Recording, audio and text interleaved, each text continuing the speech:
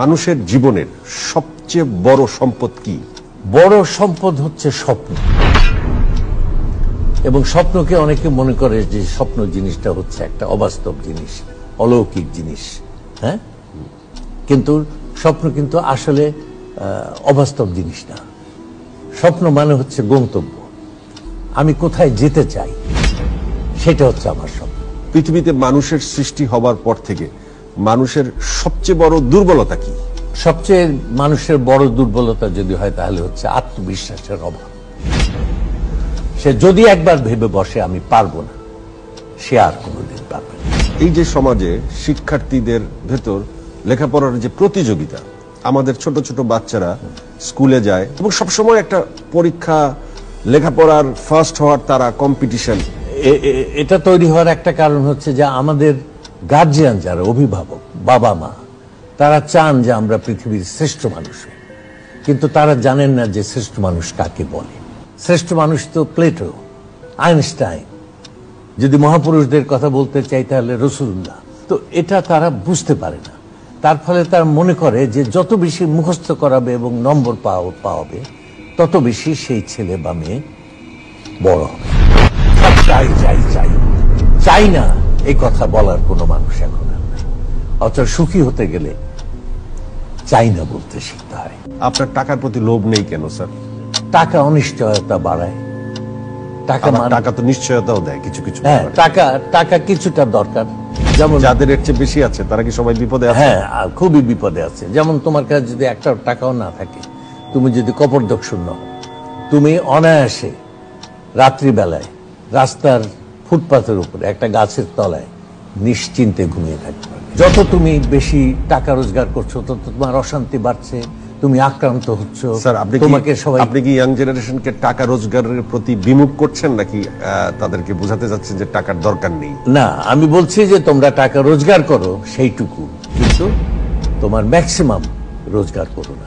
গাড়িতে থাকে না মাইল মিটারে যে 200 মাইল যাওয়া যায়, কিন্তু 200 মাইল কেউ যদি যেতে চায় সে কি হবে, তার অ্যাক্সিডেন্ট হবে। তাহলে সুতরাং আমাকে 60 মাইলে যেতে হয়, আমাকে ম্যাক্সিমাম 70 মাইলে যেতে হয়। এইটাই গাড়ির স্পিড। প্রেমের সঙ্গে আমি দিতে পারবো না, তবে প্রেম কি করে হয় সেটা সম্পর্কে আমি হয়তো কিছু বলতে পারি।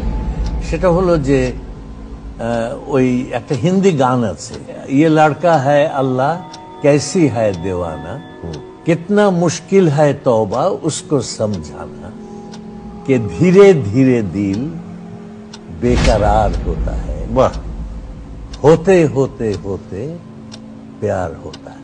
প্রেম হচ্ছে একটা মধ্যবিত্ত সমাজের ব্যাপার। একদম গরিব যে নির্মম জীবন সংগ্রামে প্রতিনিয়ত নিঃশেষিত হচ্ছে, তার মধ্যে প্রেমের ছোঁয়া লাগবে না, ছোঁয়া লাগে না, ওই পরিবেশটাই তার থাকে না। আবার যে একেবারে ধনী, অর্থে বিত্তে পরিপূর্ণ, তার প্রেমের দরকারই হয়, তার প্রেমের দরকারই হয়। আমরা মধ্যবিত্ত থেকে বেরিয়ে যাচ্ছি, আশঙ্কা, না থাকার ভয়, এই সব দিয়ে প্রেম তৈরি হয়। সে কি এলো, সে কি এলো না, বোঝা গেল না, বোঝা গেল। প্রেম একটা নিবেদনের বিষয়, ভালোবাসার বিষয়, গভীরতার বিষয় এবং পরস্পরের আত্মার সঙ্গে আত্মার একটা সম্মিলনের বিষয়। যেমন ওটা অনেক বড় একটা জিনিস। আপনাকে টানে কোনটা বেশি, প্রেম? হ্যাঁ, আমাকে প্রেমটা, শুধু যে নরনারীর প্রেম তা না, সমস্ত সম্পর্কের প্রেম, সমস্ত কিছুর প্রেম।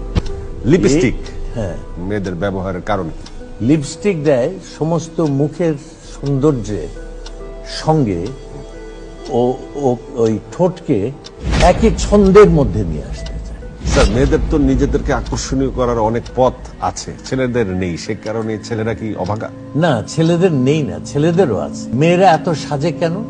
কারণ ছেলেদের মধ্যে প্রচন্ড রূপ তৃষ্ণা আছে, সেই জন্য ছেলেদের আকৃষ্ট করার জন্য মেয়েরা সাজে। হ্যাঁ, কিন্তু মেয়েদের চোখের মধ্যে ছেলেদের মতো অতখানি রূপ তৃষ্ণা নেই। মেয়েদের মধ্যে রূপ তৃষ্ণা অত প্রবল নয় বলে আমাদের চেহারা, আমাদের পোশাক এত অর্ডিনারি, এত এই দিয়ে মেয়েদের চলে যায়। কিন্তু মেয়েদের অনেক রূপ না হলে পুরুষদের, ছেলেদের চলে না। হ্যাঁ, সেই জন্য রবীন্দ্রনাথ বলেছেন যে মেয়েরা হচ্ছে অর্ধেক মানবী তুমি, অর্ধেক কল্পনা।